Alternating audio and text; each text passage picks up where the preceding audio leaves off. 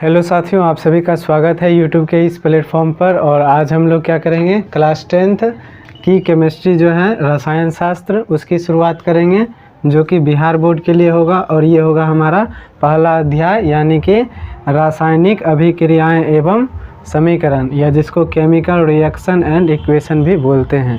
तो एक लाइन के साथ आज की क्लास को हम लोग शुरू कर रहे हैं कि लाख ठोकरें खाकर भी हम मुकम्मल खड़े हैं। लाख ठोकरें खाकर भी हम मुकम्मल खड़े हैं, देख जिंदगी मेरे हौसले कितने बड़े हैं।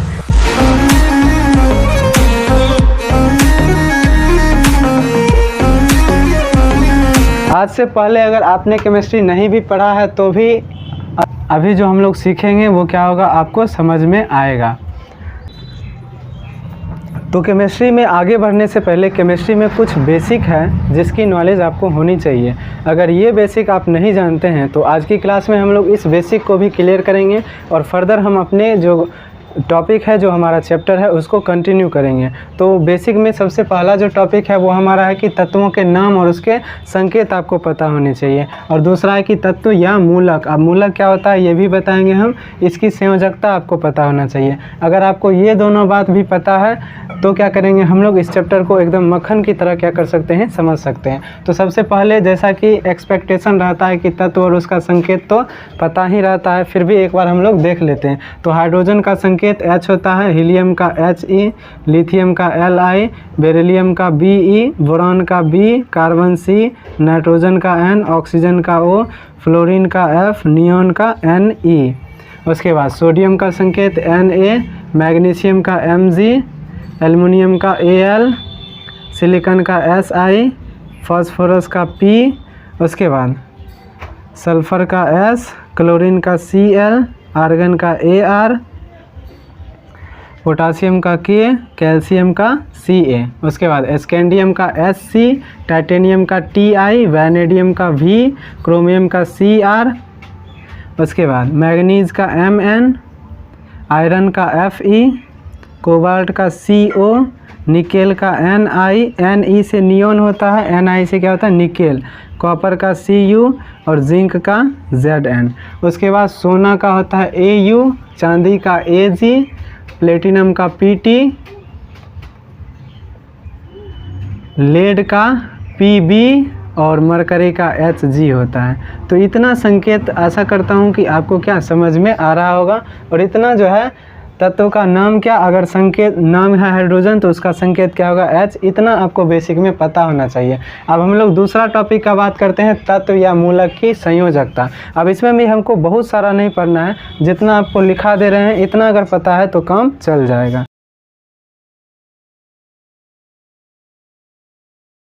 देखिए, तत्व को इंग्लिश में एलिमेंट, मूलक को रेडिकल बोला जाता है। मूलक के बारे में समझिए, जैसे देखिए कोई भी चीज़ दिया हुआ है, जैसे क्लोरीन या फिर SO4, यहाँ पर एक क्या है, क्लोरीन है सिर्फ, और यहाँ पर क्या है, सल्फर और ऑक्सीजन। एक से ज़्यादा क्या है, तत्व का परमाणु है। तो चाहे एक तत्व हो या एक से ज़्यादा तत्व हो, इस पर जब कोई चार्ज होगा, यानी कोई क्या होगा, आवेश होगा, जैसे इस पर ऋण आवेश है, इस पर भी क्या है, ऋण आवेश है, तो हम इसको क्या कहेंगे, मूलक कहेंगे।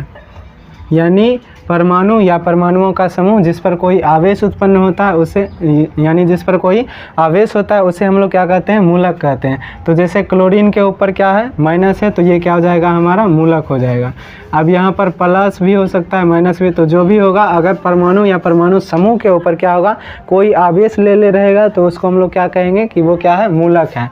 अब मूलक में हम लोग देखते हैं कि किस तत्व का या किस मूलक का हमको जो है संयोजकता पता होना चाहिए क्लास 10th की केमिस्ट्री को समझने के लिए। तो सबसे पहले हम लोग देखते हैं तत्व में। तो तत्व में हाइड्रोजन, लिथियम, सोडियम का Na और पोटासियम। उसके बाद फ्लोरीन, क्लोरीन, ब्रोमीन और आयोडीन। इसकी संयोजकता हम लोग देखते हैं कितना होता है, संयोजकता 1। इस सब की संयोजकता, यानी हाइड्रोजन की संयोजकता 1, लिथियम की 1, सोडियम की 1, potassium 1, fluorine, chlorine, bromine, iodine, सबकी संयोजकता कितनी होगी, 1। उसके बाद magnesium, calcium, barium, zinc, oxygen, sulphur और Pb लेड, इस सब की संयोजकता कितनी होती है? 2 होती है। इस सब की संयोजकताएं 2 होती है। उसके बाद नाइट्रोजन और एल्युमिनियम, इसकी संयोजकता कितनी होती है? 3।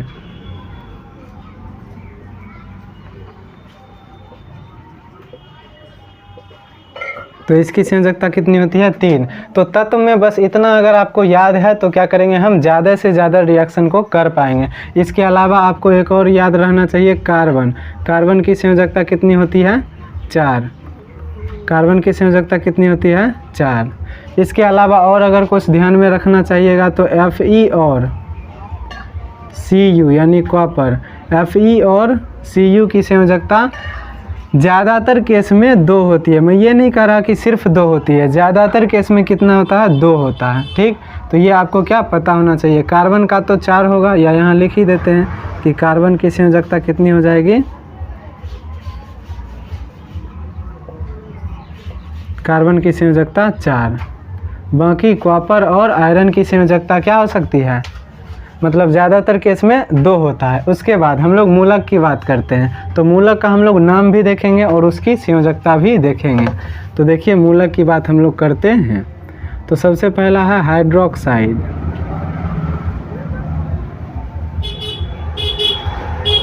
तो हाइड्रोक्साइड का होता है OH,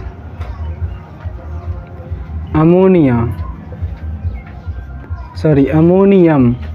अमोनियम का होता है NH4। उसके बाद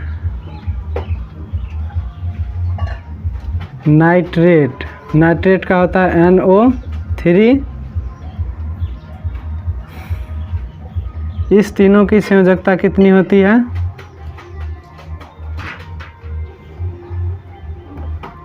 इसकी जो संयोजकता है तीनों की कितनी होती है? 1। उसके बाद सल्फेट,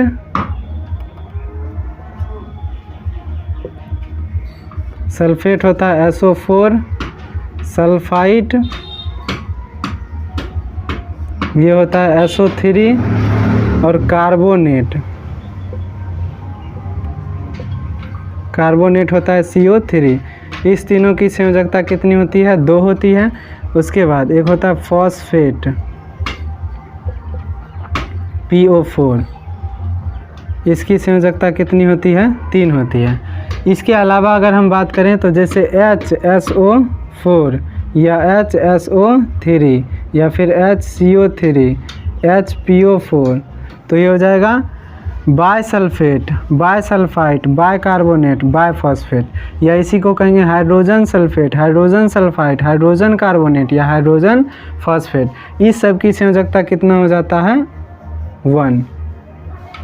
इस सब की संयोजकता कितना हो जाता है? 1।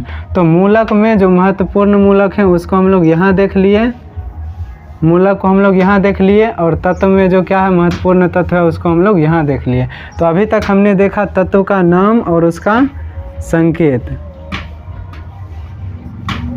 तत्व का नाम देखे और क्या देखे? उसका संकेत। और दूसरी हमने बात करी किसकी? संयोजकता की। तो अगर इतना आपको पता है, कॉपी में कहीं पर भी ये आप लिख सकते हैं और इसको देख सकते हैं। अगर इतना आपको पता है तो अब हम लोग क्या करेंगे, कोई भी रिएक्शन को समझ सकते हैं या क्लास 10th की केमिस्ट्री को आसानी से समझ सकते हैं। तो चलिए अब हम लोग क्या करते हैं, क्लास 10th की केमिस्ट्री को समझने का कोशिश करते हैं। तो हमारा जो फर्स्ट टॉपिक है रासायनिक अभिक्रिया और समीकरण, इसको समझते हैं। तो रासायनिक अभिक्रिया को सबसे पहले हम लोग समझने का प्रयास करते हैं। तो देखिए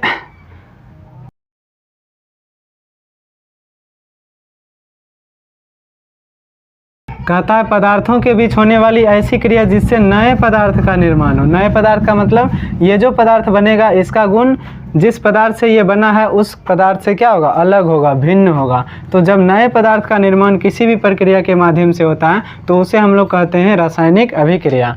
और चूंकि और पूछेगा रासायनिक अभिक्रिया में कौन सा परिवर्तन होता है, रासायनिक या भौतिक परिवर्तन, तो आपको पता है रासायनिक परिवर्तन में ही नया पदार्थ बनता है, भौतिक परिवर्तन में कोई नया पदार्थ नहीं बनता है।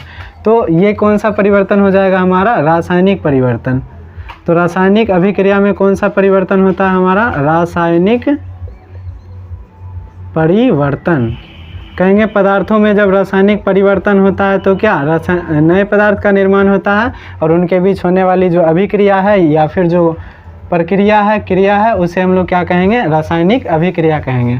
अब हम लोग समझते हैं समीकरण के बारे में। तो पदार्थों के बीच जो क्या होती है, रासायनिक अभिक्रिया होती है, उसका हम लोग क्या करते हैं, उसको जब हम लोग क्या करते हैं, दिखाते हैं, तो वो प्रक्रिया हमारा निरूपण कहलाता है। निरूपण का मतलब रासायनिक अभिक्रिया को दर्शाना। निरूपण का क्या मतलब होता है, रासायनिक अभिक्रिया को दर्शाना या दिखाना। तो क्या कहेंगे, रासायनिक अभिक्रिया को दर्शाने या दिखाने की जो प्रक्रिया है वो निरूपण कहलाती है।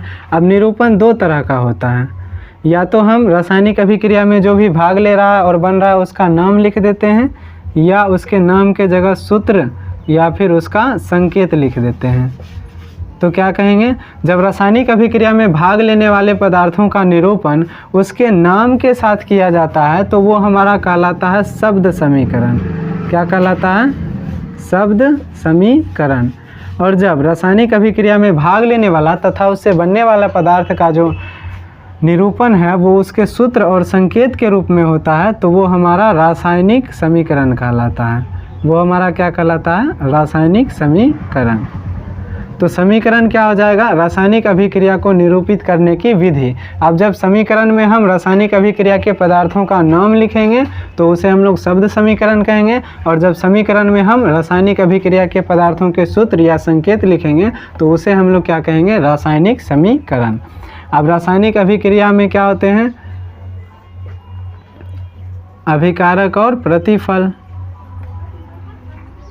अभिकारक और प्रतिफल। तो जो नए पदार्थ बनते हैं उसे हम लोग क्या कहते हैं, प्रतिफल कहते हैं। और जो पदार्थ रासायनिक अभिक्रिया में भाग लेते हैं, रासायनिक अभिक्रिया में जो भाग लेते हैं, रासायनिक अभिक्रिया में जो भाग लेते हैं उसे अभिकारक कहते हैं, और जो बनते हैं उसे प्रतिफल कहते हैं। तो एक बार फिर से हम लोग इसको देखते हैं। तो अभी हमने क्या देखा कि जो भी प्रक्रिया हो रही है पदार्थों के बीच, और अगर उससे नए पदार्थ बन रहा है, यानी अगर पदार्थों के बीच रासायनिक परिवर्तन से नए पदार्थ बनते हैं तो पदार्थों के बीच होने वाली जो ये अभिक्रिया है ये रासायनिक अभिक्रिया कहलाती है। रासायनिक अभिक्रिया में हमेशा ही एक नए पदार्थ का निर्माण होता है। अब देखिए, रासायनिक अभिक्रिया के बाद हम लोग समझ रहे थे क्या, समीकरण।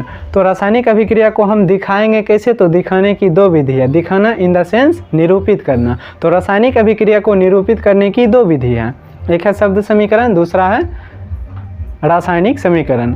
तो शब्द समीकरण का मतलब है कि रासायनिक अभिक्रिया में भाग लेने वाले पदार्थों के जब हम नाम का प्रयोग करके उसको दिखाते हैं या निरूपित करते हैं तो इस प्रकार बना जो समीकरण है वो हमारा शब्द समीकरण कहलाता है। और जब हम रासायनिक अभिक्रिया में भाग लेने वाले पदार्थों के सूत्रों या संकेतों के माध्यम से उसका निरूपण करते हैं तो इस प्रकार बना समीकरण हमारा रासायनिक समीकरण कहलाता है। अब रासायनिक अभिक्रिया में जो भी पदार्थ भाग लेंगे उसे अभिकारक, जो बनेंगे उसे प्रतिफल कहेंगे। जैसे मान लीजिए ए और बी दोनों आपस में अभिक्रिया करके सी बनाया, तो यहाँ ए और बी क्या हो जाएगा, हमारा अभिकारक हो जाएगा और सी हमारा प्रतिफल हो जाएगा। इसको रिएक्टेंट बोलते हैं, इसको प्रोडक्ट बोलते हैं। अभिकारक और प्रतिफल के बीच तीर चिन्ह दिया जाता है। अभिकारक और प्रतिफल के बीच तीर चिन्ह दिया जाता है। यदि अभिकारक की संख्या एक से अधिक है तो उसके बीच प्लस देंगे, अगर प्रतिफल भी एक से अधिक होता तो उसके बीच भी क्या देते, प्लस देते। तो ये सब तो बेसिक है। अब हम लोग एक छोटा सा कंसेप्ट देखते हैं। कई बार आपको C+O2 मिलता है, H2 + Cl2 मिलता है, तो आप कंफ्यूज हो जाते हैं कि जैसे C+O2 मिलकर CO2 बनाया और H + H2 और Cl2 मिलकर क्या बनाया, HCl। तो आप कंफ्यूज हो जाते हैं कि यहाँ पर C2 क्यों नहीं है, C अकेला दिया हुआ है और यहाँ O2 क्यों दिया हुआ है। तो देखिए कुछ ऐसे क्या हैं तत्व हैं जो कि जब भी हम लोग रासायनिक अभिकरण में उपयोग करेंगे तो उसको, जैसे ऑक्सीजन को O2 लिखे तो ऑक्सीजन के तरह ही कुछ ऐसे तत्व हैं जिसको हम लोग 2 के रूप में लिखते हैं। और बाकी इसके अलावा अगर कुछ आता है जैसे कार्बन आ गया तो उसको हम लोग C लिखे हैं। तो वो कौन कौन से तत्व हैं उसको हम लोग यहाँ देखते हैं। तो वो बस इतना 5 तत्व जो है ये जब भी आएंगे तो इसको F ना लिखकर, जैसे ये क्या है, तत्व हैं, और रासायनिक समीकरण में जो इसका रूप होगा रासायनिक समीकरण में इसको F को क्या लिखेंगे, F2 लिखेंगे, O को क्या लिखेंगे, O2, N को क्या लिखेंगे, N2, Cl को Cl2, हाइड्रोजन को H2। क्लास 10th में इससे बाहर आपको नहीं आने वाला है। तो जब भी ऐसा, इसको याद कैसे करेंगे, तो याद कर लीजिए, फोन कल है, तो फोन से PON, कल से Cl और H से है, तो फ्लोरीन, ऑक्सीजन, नाइट्रोजन, क्लोरीन और क्या, हाइड्रोजन। तो इससे हम लोग याद कर लेंगे ये हमारा तत्व है, और ये जब भी रासायनिक समीकरण में आएंगे तो F ना लिखकर, आप देखिए इसमें जैसे क्या है, C नहीं है, इसमें कहीं C है नहीं, तो रासायनिक अभिक्रिया में हम लोग C को C ही लिखे हैं, C को C2 नहीं लिखे हैं। इसलिए नहीं लिखे हैं क्योंकि इससे क्या है, अलग है। अब इसका बहुत बड़ा कंसेप्ट है, बाकी हमारे काम की जो चीज़ है उसको हमने यहाँ देख लिया है। तो जब भी हम लोग रासायनिक अभिक्रिया लिखेंगे, चाहे वो क्या हो, प्रतिफल में ऑक्सीजन आए या फिर बाहर आए, जैसे देखिए पोटासियम क्लोरेट को गर्म करते हैं तो क्या बनता है, KCl और O2।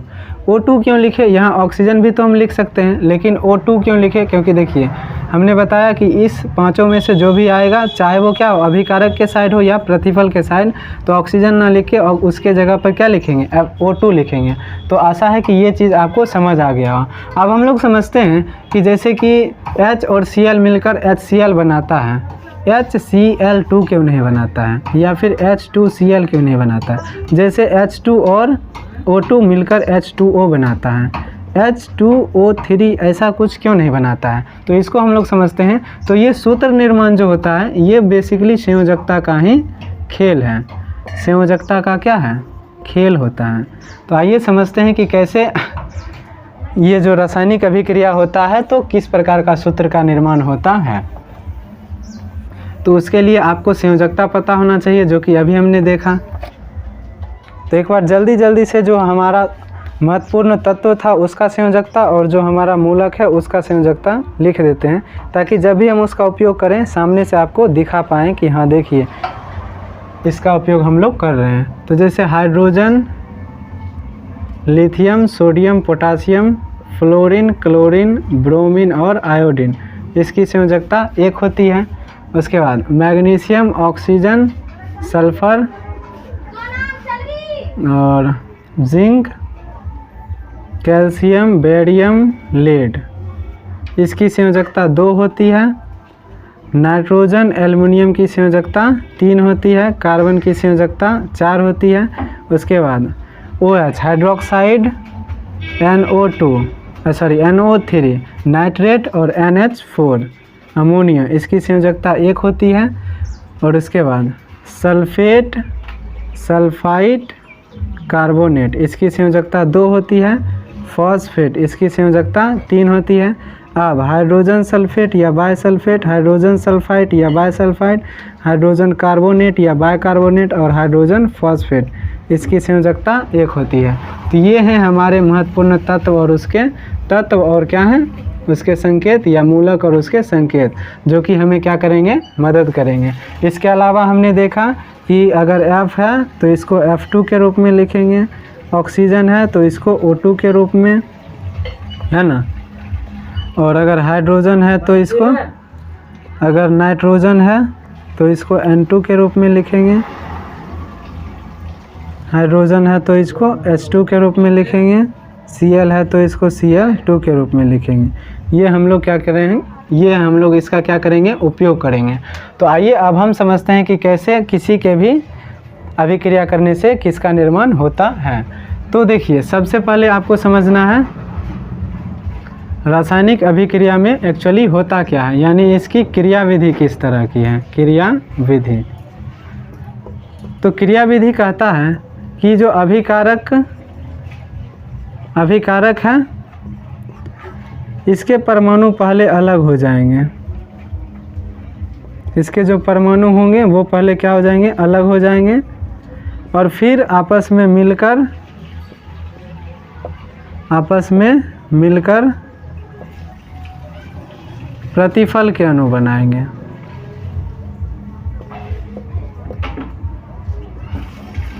अणु बनाएंगे। ये तो भाषा में लिख लिए, इसको हम लोग समझते हैं कि कैसे बनाता है, क्योंकि भाषा से तो हमें समझ आता नहीं है।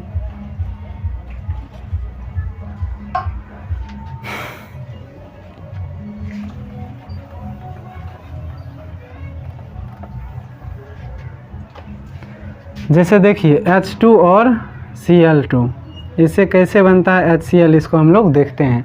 तो H2 से क्या करेंगे, रासायनिक अभिक्रिया में भाग लेने वाले अभिकारक के पहले अणु परमाणु अलग हो जाते हैं। तो H2 में क्या है, 2 गो H है, तो ये H जो है ये क्या है, परमाणु। जैसे Cl2 का परमाणु क्या है, Cl और Cl। HCl का परमाणु क्या है, H और Cl। तो देखिए सबसे पहले क्या होंगे, H2 से एक प्रकार के परमाणु H बाहर आ जाएंगे और Cl2 से एक प्रकार के परमाणु Cl बाहर आ जाएंगे। अब ये परमाणु आपस में, तो क्या हुआ, पहले अभिकारक के परमाणु अलग हो गए। अब ये परमाणु आपस में क्या करेंगे, अभिक्रिया करेंगे, यानी संयोग करेंगे। तो आपस में संयोग जो करते हैं, तो आपस में संयोग करने की क्षमता जो है संयोजकता है। तो इसकी संयोजकता कितनी होती है, 1, और इसकी भी 1, यहाँ देख सकते हैं आप लोग। तो अब हम लोग क्या करेंगे, तो आपस में संयोग करेंगे और उससे प्रतिफल के अणु बनेंगे। तो उसका सूत्र कैसे लिखेंगे, तो इसको हम लोग क्रॉस करते हैं, H1 लिखेंगे और Cl भी 1 लिखेंगे। तो 1 को जनरली हम लोग नहीं लिखते हैं, तो यानी कि H और Cl के परमाणु के बीच जब संयोग होगा तो क्या बनेगा, HCl। तो इसीलिए यहाँ पर जो सूत्र हमारा आया वो क्या आया, HCl। अब जैसे दूसरी अभिक्रिया की हम लोग बात करते हैं, H2 और O2 से H2O, यानी जल कैसे बनता है। H2O किसका सूत्र होता है, जल का। तो देखिए, तो H2 से H के परमाणु बाहर आएंगे, O2 से O के परमाणु बाहर आएंगे। अब देखिए H की संयोजकता कितनी होती है, 1, वहाँ देखिए, और ऑक्सीजन की संयोजकता कितनी होती है, 2। तो जब ये क्या करेंगे, अभिक्रिया करेंगे, तो क्या होगा, इसकी संयोजकता का अदला बदली होगा और क्या बनेगा, H2O1। 1 को जनरली हम लोग नहीं लिखते हैं, तो इससे जो, यानी हाइड्रोजन के परमाणु और ऑक्सीजन के परमाणु के बीच आपस में अभिक्रिया करने से H2O नाम के अणु बनते हैं, जिसका नाम क्या है, जल है। तो आपने समझा कि कैसे H2O से H2 और O2 से कैसे H2O ही बनता है। एक और हम लोग अभिक्रिया देखते हैं, N2 और H2, इससे क्या बनेगा। तो N2 से N के परमाणु बाहर आएंगे, H2 से H के परमाणु बाहर आएंगे। N2 यानी N के परमाणु बाहर आ गए। अब N की संयोजकता देखिए कितनी है, 3 है, और H की संयोजकता कितनी है, 1 है। तो इसके बीच जब अभिक्रिया होगी तो संयोजकता का अदला बदली हो जाएगा। तो क्या हो जाएगा, N1 और H3। 1 को हम लोग जनरली नहीं लिखते हैं, तो क्या होगा, NH3। यानी जब N2 और H2 के बीच अभिक्रिया होगा तो क्या बनेगा हमारा, NH3। अब यहाँ देखिए N2 क्यों लिखे, H2 क्यों लिखे, क्योंकि यहाँ आपको समझ आ रहा है, इसमें से कुछ भी आएगा रिएक्शन में, चाहे वो क्या अभिकारक के साइड हो या प्रतिफल के साइड हो, उसको हम लोग 2 के रूप में लिखेंगे। अब जैसे C और O2, इसके बीच अभिक्रिया होता है तो क्या बनता है, CO2। कैसे बनता है, तो इसके परमाणु होंगे, तो ये तो परमाणु रूप में ही है, तो कार्बन, और इसका परमाणु क्या हो जाएगा, ऑक्सीजन। अब कार्बन की संयोजकता देखिए कितना है, 4 है, ऑक्सीजन की संयोजकता कितना है, 2 है। तो अब देखिए अगर ये कटने वाला होता है तो इसको हम लोग काट लेते हैं, तो क्या हो जाएगा, 2 एकम 2, 2 दूनी 4। तो यहाँ हमारा कार्बन के नीचे आ गया 2 और ऑक्सीजन के नीचे आ गया 1। क्यों, पहले था 2 4, उसको काट दिए तो 1 और 2। अब इसके बीच जब अभिक्रिया होगी तो संयोजकता के अदला बदली से होगा C1O2। 1 को हम लोग नहीं लिखते हैं, तो क्या हो जाएगा, CO2। तो आपने समझा कि कैसे होता है। अब जैसे CO और O2 के बीच अभिक्रिया कराएंगे तो देखते हैं क्या होता है। तो CO से 2 प्रकार के परमाणु बाहर आएंगे, CO से क्या, कार्बन और ऑक्सीजन के परमाणु बाहर आएंगे, और O2 से ऑक्सीजन के परमाणु बाहर आएंगे। तो यहाँ पर देखिए, यानी अभिक्रिया कार्बन और ऑक्सीजन के परमाणु के बीच ही होगा। तो बात वही पहुँचता है कि CO या O2 से कराइए अभिक्रिया तो भी कार्बन और ऑक्सीजन के बीच ही अभिक्रिया होगी, और C और O2 से कराइएगा तो भी कार्बन और ऑक्सीजन के बीच ही होगी। तो कार्बन की संयोजकता 4 और ऑक्सीजन की संयोजकता 2, काट देंगे तो यहाँ 1 और यहाँ 2, और जब क्या करेंगे इसके बीच अभिक्रिया कराएंगे तो क्या हो जाएगा, C1O2। संयोजकता की अदला बदली से, तो यहाँ भी क्या बनेगा हमारा प्रोडक्ट CO2। तो आपने अभी देखा कि रासायनिक अभिक्रिया की क्रियाविधि क्या कहता है कि रासायनिक अभिक्रिया में जो अभिकारक भाग लेते हैं वो पहले परमाणु में टूट जाते हैं, यानी नया बॉन्ड बनने से पहले पुराना बॉन्ड क्या होता है, टूट जाता है। नया बॉन्ड का मतलब वही जो अभिकारक के परमाणु हैं फिर से वो बॉन्डिंग करते हैं और क्या करते हैं, प्रतिफल के अणु का निर्माण करते हैं। तो अब हम लोग देखते हैं कि CaCO3 से क्या बनेगा। तो जैसे CaCO3 हमारा अभिकारक है, तो इसमें क्या होंगे, इसके परमाणु बाहर होंगे, इसमें कैल्शियम, कार्बन और ऑक्सीजन के परमाणु हैं, तो कैल्शियम, कार्बन और ऑक्सीजन के परमाणु अलग हो गए।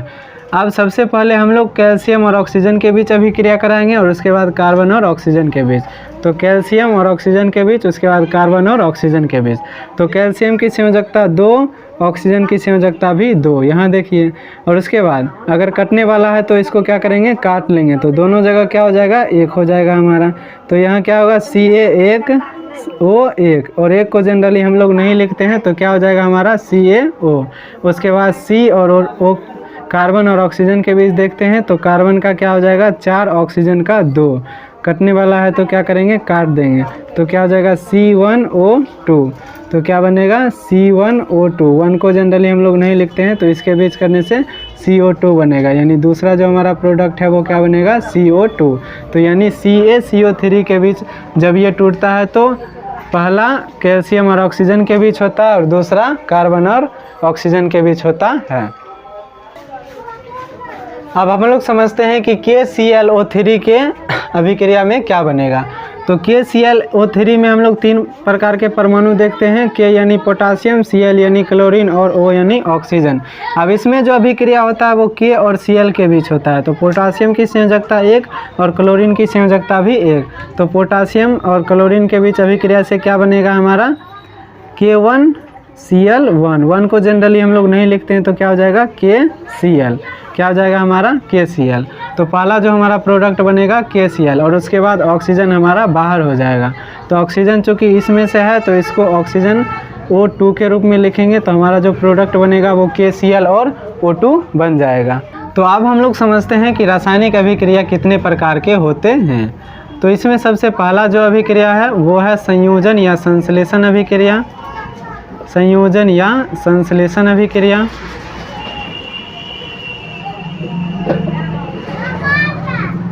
दूसरा जो है हमारा वो है वियोजन या अपघटन अभिक्रिया।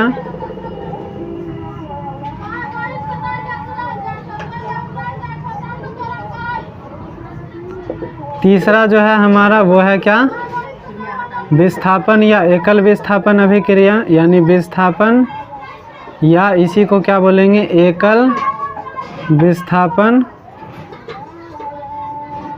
अभिक्रिया। और जो चौथा है हमारा वो हो जाएगा उभय विस्थापन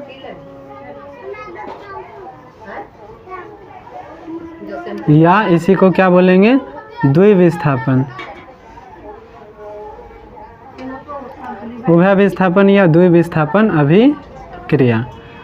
उसके बाद पांचवा जो है हमारा वो है ऑक्सीकरण अवकरण अभिक्रिया। ऑक्सीकरण अवकरण अभिक्रिया या इसी को उपचयन बोला जाता है। ऑक्सीकरण को उपचयन और अवकरण को अपचयन अभिक्रिया भी बोलते हैं। जब यह अभिक्रिया क्या होती है, साथ साथ होती है, तो इसी का एक और नाम है जो कि क्या है, रेडॉक्स। उपचयन अपचयन अभिक्रिया जब साथ साथ होती है तो उसे हम लोग रेडॉक्स अभिक्रिया कहते हैं।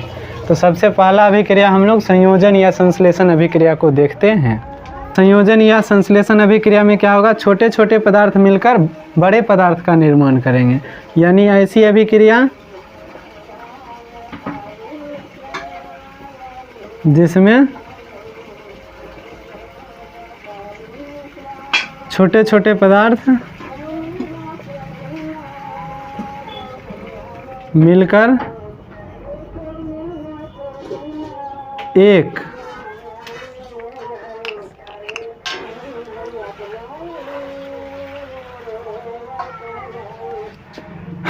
छोटे छोटे पदार्थ मिलकर एक नए पदार्थ का निर्माण करते हैं।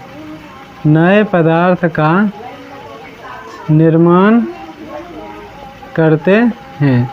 जैसे इसकी क्या एग्जाम्पल को हम लोग देखते हैं, तो जैसे H2 और O2 अभी हमने देखा, इससे क्या बनता है H2O। जैसे H2 और Cl2 इससे क्या बनता है HCl। जैसे कि N2 और H2 इससे क्या बनता है NH3। कैसे बनता है, संयोजकता के माध्यम से हम लोग अभी समझे थे, इसी सब को हम लोग अभी देखे थे। जैसे C और O2 से क्या बना था हमारा CO2, या फिर CO और O2 से क्या बना था CO2। तो यहाँ छोटे छोटे पदार्थ मिलकर एक नए पदार्थ का निर्माण कर रहा है। यानी कि संयोजन या संश्लेषण अभिक्रिया को कैसे पहचानेंगे, जिसमें दाएं भाग में क्या एक चीज़ दिया हुआ होगा, यानी जिसमें प्रतिफल या उत्पाद की संख्या 1 होगी, वो हमारा क्या होगा संयोजन अभिक्रिया। इसका जस्ट उल्टा होता है वियोजन या अपघटन अभिक्रिया। तो उसमें क्या हो जाएगा, एक बड़ा पदार्थ टूट करके छोटे छोटे पदार्थ का निर्माण करेगा। तो अब हम लोग वियोजन अभिक्रिया को देखते हैं। वियोजन या इसी को अपघटन अभिक्रिया कहते हैं।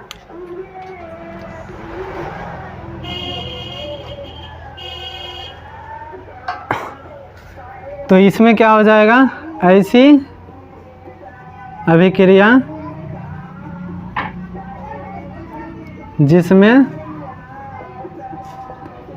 एक वियोजन यानी टूटना, एक बड़े पदार्थ टूटकर छोटे छोटे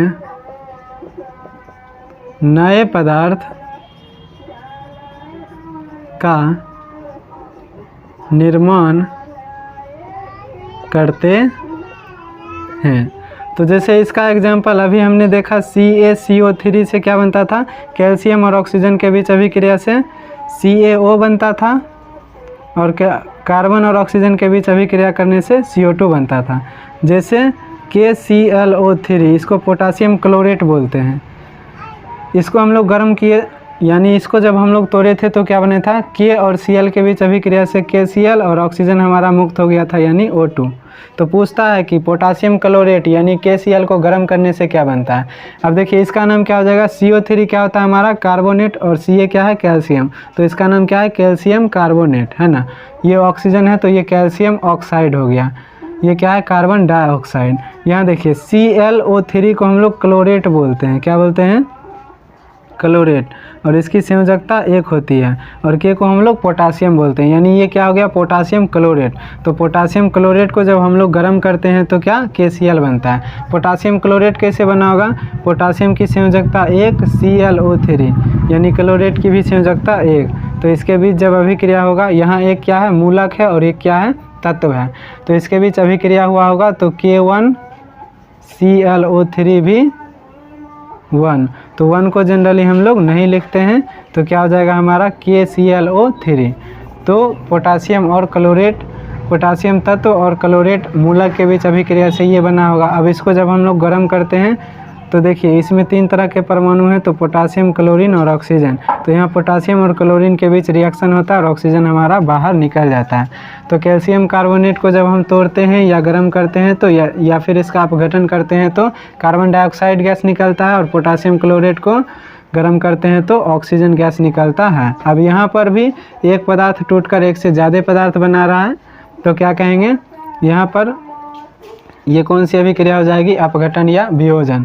क्यों, क्योंकि वियोजन या अपघटन में क्या कहते हैं कि एक पदार्थ टूटकर छोटे छोटे पदार्थ का निर्माण करता है। ये जस्ट उल्टा होता है संयोजन या संश्लेषण अभिक्रिया का। संयोजन में कितने उत्पाद थे, 1, और इसमें कितने उसमें कितने उत्पाद थे, 1 थे, यानी छोटा छोटा पदार्थ मिलकर एक बड़ा पदार्थ बना रहा था। और वियोजन या अपघटन में अभिकारक 1 होगा और इससे ज़्यादा उत्पाद बनेंगे। तो जब अभिकारक की संख्या 1 हो तो ये हमारा क्या हो जाएगा वियोजन, यानी 1 है तो ये टूटेगा, वियोजन या अपघटन अभिक्रिया। और जब हमारा प्रतिफल की संख्या, जब हमारा क्या होगा प्रतिफल की संख्या 1 होगा तो ये हमारा क्या हो जाएगा, प्रतिफल का संख्या 1, तो ये हमारा संयोजन या संश्लेषण अभिक्रिया हो जाएगा। क्योंकि क्या है प्रतिफल 1 बन रहा है, यानी बहुत सारे पदार्थ के मिल करके क्या एक प्रतिफल का निर्माण कर रहे होंगे। तो ये हमारा वियोजन और ये हमारा संयोजन हो जाएगा। अब अगला रिएक्शन हम लोग देखते हैं विस्थापन या एकल विस्थापन अभिक्रिया। तो विस्थापन या एकल विस्थापन अभिक्रिया पढ़ने से पहले हम लोग समझते हैं क्रियाशीलता के बारे में। तो ज़्यादा आपको याद नहीं करना है, बस इतना याद करना है कि सबसे ज़्यादा क्रियाशील जिंक, उससे कम लोहा, उससे कम हाइड्रोजन, उससे कम कॉपर और सबसे कम Ag। बिहार बोर्ड में इसी से क्वेश्चन आते हैं।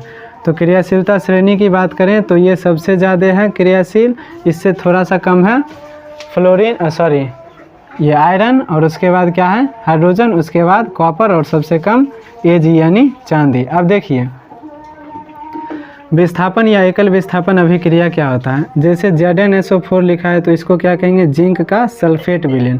SO4 क्या है, सल्फेट, जिसकी संयोजकता 2 होती है। तो ये जिंक का सल्फेट विलयन है।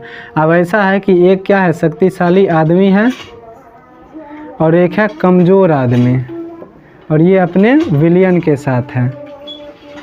मान लीजिए इसके पास क्या है, इसका विलयन है। तो ये शक्तिशाली आदमी क्या करेगा, इसको क्या करेगा, इसका विलयन क्या करेगा, छीन लेगा और इसको भगा देगा। तो क्या करेगा, यानी एक शक्तिशाली आदमी, कमज़ोर आदमी और उसके विलयन के साथ क्या कर सकता है, उसका विलयन ये शक्तिशाली आदमी ले लेगा और उसको क्या करेगा, बाहर फेंक देगा, जो कमज़ोर आदमी है। यानी उसको क्या कर दिया, विस्थापित कर दिया, या कहेंगे प्रतिस्थापित कर दिया। तो जब एक क्या अधिक क्रियाशील तत्व किसी कम क्रियाशील तत्व को उसके विलयन से विस्थापित कर देता है, तो इस तरह की जो अभिक्रिया होती है वो हमारा विस्थापन या एकल विस्थापन अभिक्रिया कहलाता है। जैसे देखिए अगर A है और B क्या है, C विलयन के साथ है, B का C विलयन है, तो A क्या करेगा, पहले इसको B और C अलग हो जाएगा। तो A क्या करेगा, इसके विलयन के साथ रिएक्शन कर लेगा और B को क्या करेगा, बाहर फेंक देगा। यानी A C के साथ क्या करेगा, रिएक्शन कर लेगा और B को बाहर निकाल देगा। यानी क्या कहेंगे, A ने B को उसके विलयन से विस्थापित कर दिया। इस तरह की अभिक्रिया विस्थापन या एकल विस्थापन अभिक्रिया कहलाती है। तो क्या कहेंगे, जब कोई अधिक क्रियाशील तत्व अधिक क्रियाशील तत्व या पदार्थ ही लिख देते हैं। जब कोई अधिक क्रियाशील पदार्थ किसी कम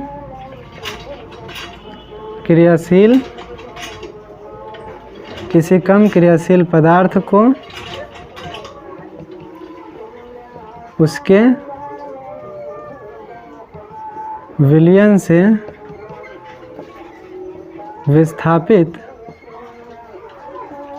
कर दे तो इसे विस्थापन या एकल विस्थापन अभिक्रिया कहते हैं। जैसे इसका हम लोग क्या करते हैं, उदाहरण देखते हैं। तो क्या है, जब कोई अधिक क्रियाशील पदार्थ किसी कम क्रियाशील पदार्थ को उसके विलयन से अलग कर दे, तो इस तरह की जो अभिक्रिया है वो हमारा विस्थापन या एकल विस्थापन अभिक्रिया कहलाती है। जिसमें जिंक को हमने देखा कि लोहा यानी आयरन से ज़्यादा क्रियाशील है, लोहा क्या है, हाइड्रोजन और ये सब से क्या है, ज़्यादा क्रियाशील है। तो इसको हम लोग देखते हैं। जैसे एक अभिक्रिया हमको दे दिया कि Fe+CuSO4, तो इससे क्या बनेगा। तो क्या करेगा, सबसे पहले Cu और SO4 को अलग कर देंगे हम लोग। अब क्या करेगा, Fe जो है हमारा वो SO4 के साथ रिएक्शन कर लेगा और Cu को बाहर निकाल देगा, यानी Cu को विस्थापित कर देगा। तो Fe और SO4 के बीच जब हम लोग रिएक्शन कराते तो हमने क्या बताया था आपको कि Cu और Fe इसकी संयोजकता ज़्यादातर कितनी होती है, 2 होती है। तो यहाँ हम लोग देखते हैं इसको। तो यहाँ Fe की संयोजकता भी 2 और SO4 क्या है, सल्फेट, इसकी संयोजकता भी 2। तो अगर कटने वाला है तो हम लोग काट देंगे। तो क्या होगा, Fe1 और SO4 1 को जनरली हम लोग नहीं लिखते हैं, तो Fe और Fe1 और SO4 भी 1, तो 1 को जनरली हम लोग नहीं लिखते हैं। तो क्या बन जाएगा, FeSO4 और Cu बाहर हो जाएगा। तो इस तरह की अभिक्रिया हमारी विस्थापन या क्या कहलाती है, एकल विस्थापन अभिक्रिया। अब जैसे देखिए लेड है यानी Pb, जैसे कि Ag है चांदी,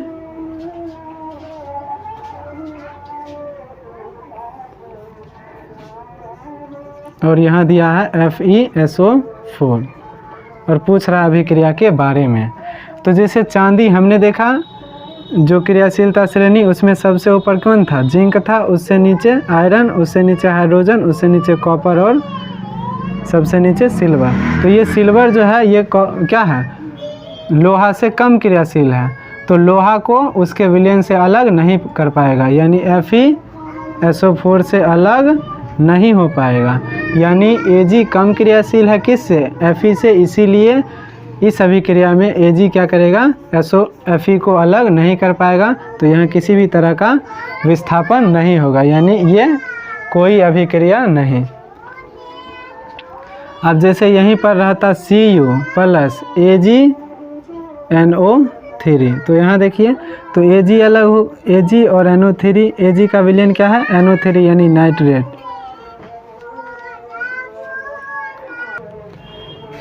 तो जैसे क्या करेगा, Ag और NO3 अगर अलग हो गया तो अब हम लोग Cu का इसके विलयन से अभिक्रिया कराएंगे, यानी NO3 से, और ये अभिक्रिया करेगा भी क्यों, और इसको अलग कैसे कर देगा, क्योंकि क्रियाशीलता श्रेणी में हम लोग देखा कि सबसे ऊपर जिंक, उससे नीचे आयरन, उससे नीचे हाइड्रोजन, उसके बाद कॉपर और Ag क्या है, कॉपर से नीचे है, यानी कॉपर Ag से ज़्यादा क्रियाशील है, तो Ag को उसके विलयन से हटा सकता है। तो जब इसके बीच अभिक्रिया होगी तो NO3 यानी नाइट्रेट की संयोजकता 1 और कॉपर की संयोजकता 2, तो अगर हम इसके बीच अभिक्रिया कराएंगे तो संयोजकता की अदला बदली होगी, तो क्या हो जाएगा Cu1 और NO3 2 है ना। तो यहाँ पर क्या करेंगे हम लोग, जब एक से ज़्यादा परमाणु और 2 हो रहा है तो NO3 2 ऐसे करके लिखेंगे।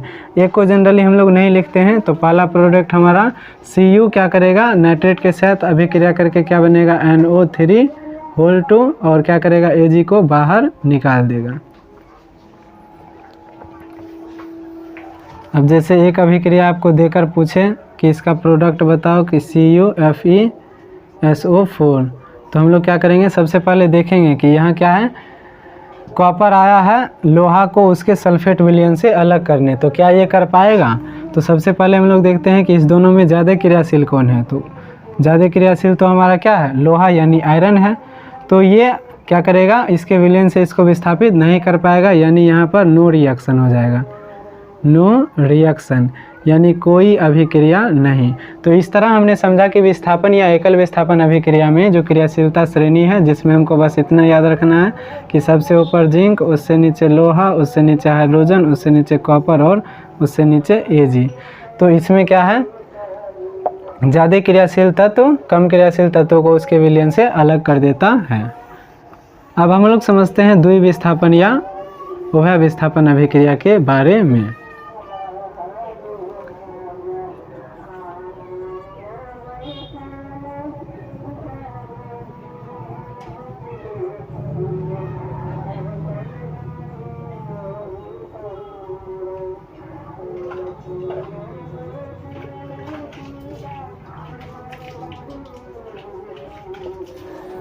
तो इसमें क्या होता है, कहा जाता है कि ऐसी अभिक्रिया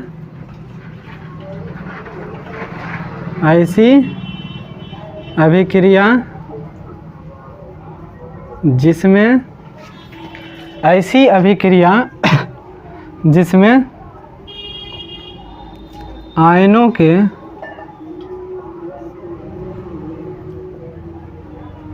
आदान प्रदान से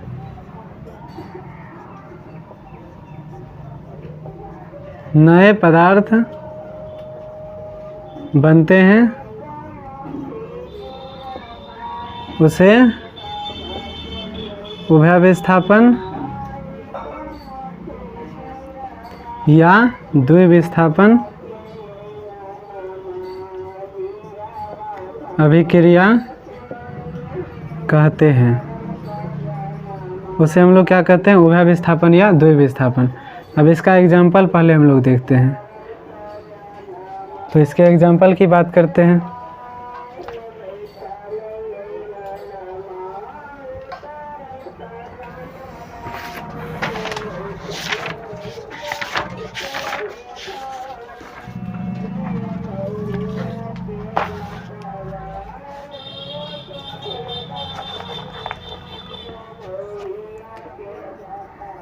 जैसे कि है NaCl और AgNO3। इससे क्या बन रहा है, AgCl और NaNO3, BaCl2 Na2SO4, BaSO4 NaCl, उसके बाद FeSH2SO4 से क्या बनेगा, FeSO4 और H2S। जैसे PbNO3, उसके बाद है Ki,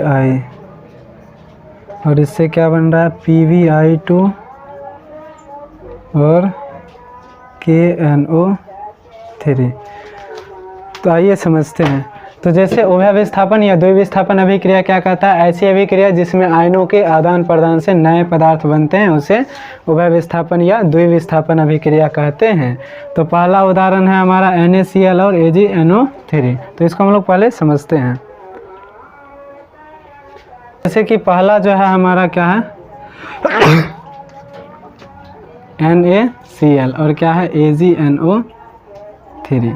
तो इसमें आयनों के आदान प्रदान से बनाएंगे, यानी Na+Cl minus Ag+NO3 minus NO3 क्या है, हमारा नाइट्रेट है। अच्छा, यहाँ ये Ag और NO3 के बीच अभिक्रिया से बना होगा ये, तो NO3 की संयोजकता भी एक होती है, Ag की भी एक होती है।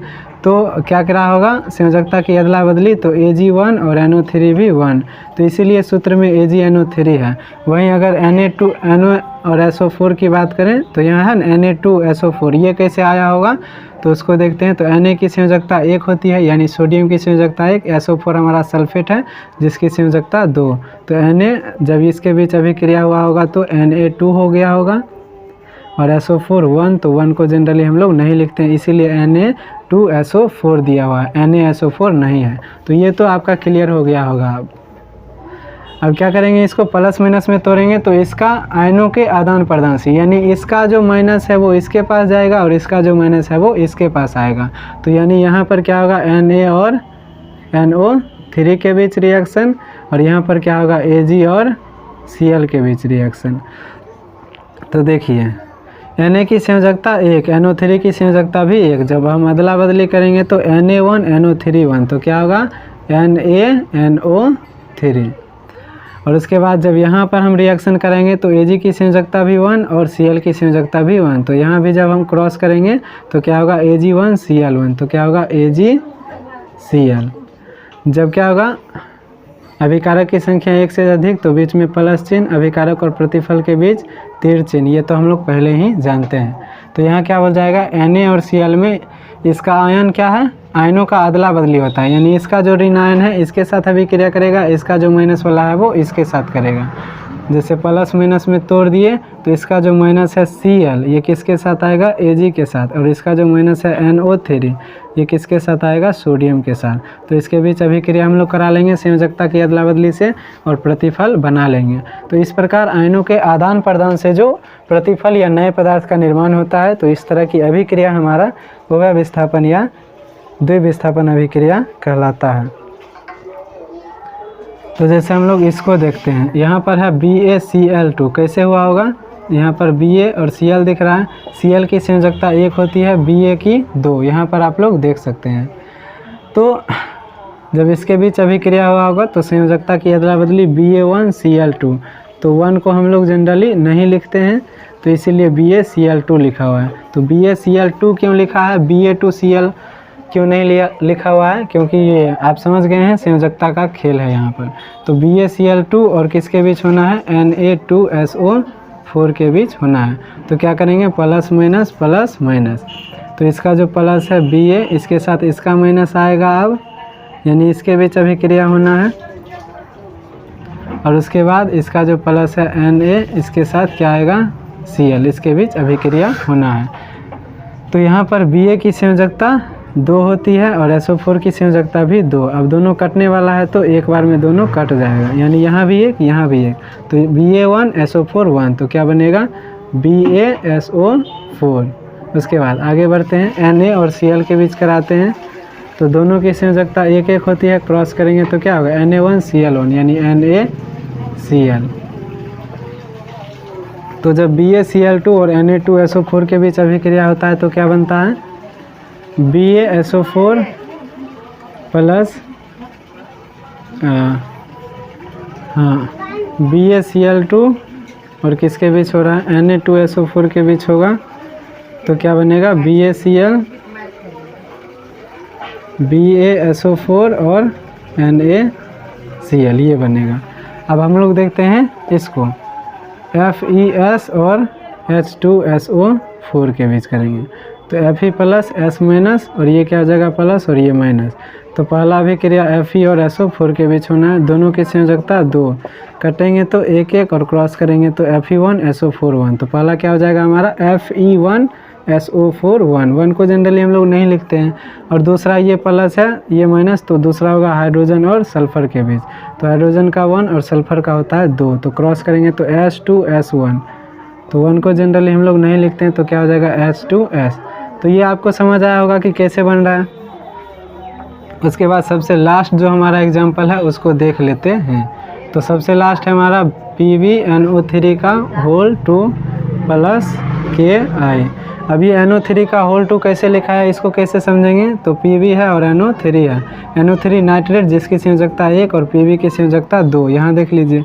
तो जब क्रॉस हुआ होगा तो Pb1 और NO3 2 हो गया होगा, है ना। तो इसीलिए PbNO3 2 लिखा हुआ है। अब ये प्लस ये माइनस, ये प्लस ये माइनस, तो Pb हो गया प्लस, NO3 हो गया माइनस। तो पहला अभिक्रिया हमारा Pb और I के बीच होना है, तो ये Pb और ये I।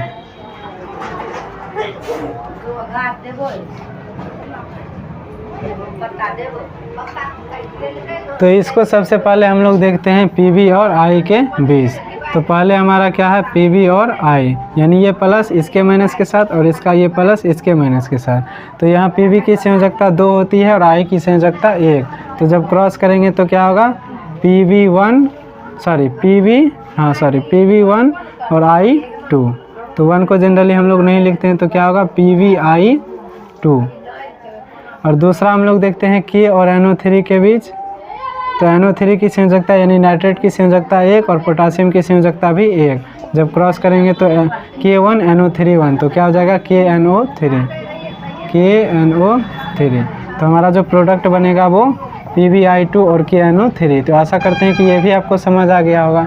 एक बार हम लोग जल्दी जल्दी देखें चारों को, तो क्या हो जाएगा हमारा, आसपास इतना नॉइज़ है। पहला हमारा है संयोजन या संश्लेषण,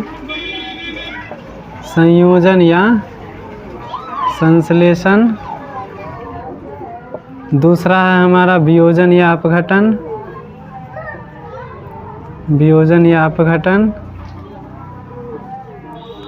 तीसरा है हमारा विस्थापन, चौथा है हमारा द्विविस्थापन। विस्थापन को ही एकल विस्थापन भी बोला जाता है और द्विविस्थापन को उभय विस्थापन भी बोला जाता है। बताइए इन चारों में किस अभिक्रिया में आयनों का आदान प्रदान होता है। तो इस चारों में किस में हो जाएगा, उभय विस्थापन या द्विविस्थापन में। इसमें क्या होता है, एक शक्तिशाली यानी एक अधिक क्रियाशील तत्व दूसरे कम क्रियाशील तत्व को उसके विलयन से अलग करता है। संयोजन में इसकी पहचान कैसे करेंगे, इसमें प्रतिफल कितना होगा, 1 होगा, प्रतिफल 1। वियोजन में अभिकारक 1 होगा। अभिकारक 1 होगा। विस्थापन या एकल विस्थापन या द्विविस्थापन या बहुविस्थापन, इसमें अभिकारक भी होता है 2 और प्रतिफल भी होता है 2, यानी अभिकारक भी 2 होता है और प्रतिफल भी 2। तो विस्थापन का जो रूप होता है वो A प्लस BC बराबर AC प्लस B, इसके रूप का होता है। यानी यहाँ पर जो विलयन जिसके साथ होगा B का विलयन, तो B को अलग कर दिया जाएगा। और द्विविस्थापन में क्या होता है, द्विविस्थापन में AB और अगर AB और CD दिया हुआ है तो इसका प्लस इसके माइनस के साथ और इसका प्लस इसके माइनस के साथ जुड़ जाएगा। तो इस तरह का अगर है आयनों का आदान प्रदान हो रहा है तो वो हमारा क्या हो जाएगा, द्विविस्थापन। और एकल विस्थापन में एक शक्तिशाली है, कमज़ोर के विलयन से उसको क्या करेगा, अलग कर देगा और उसके विलयन में खुद आ जाता है, यानी उसको उसके विलयन से विस्थापित कर देगा। तो इस तरह का जो रूप है वो विस्थापन या एकल विस्थापन अभिक्रिया की पहचान है। तो नेक्स्ट क्लास में हम लोग ऑक्सीकरण अवकरण अभिक्रिया को समझेंगे और उसके बाद रासायनिक अभिक्रिया को कैसे संतुलित करते हैं, कैसे द्रव्यमान संरक्षण के नियम का पालन किया जाता है उसको समझेंगे।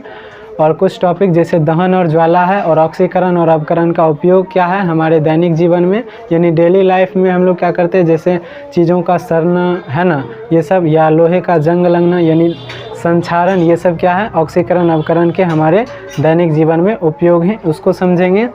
तो आज के लिए इतना ही, मिलते हैं इस चैप्टर के अगले पार्ट में, तब तक के लिए जय हिंद।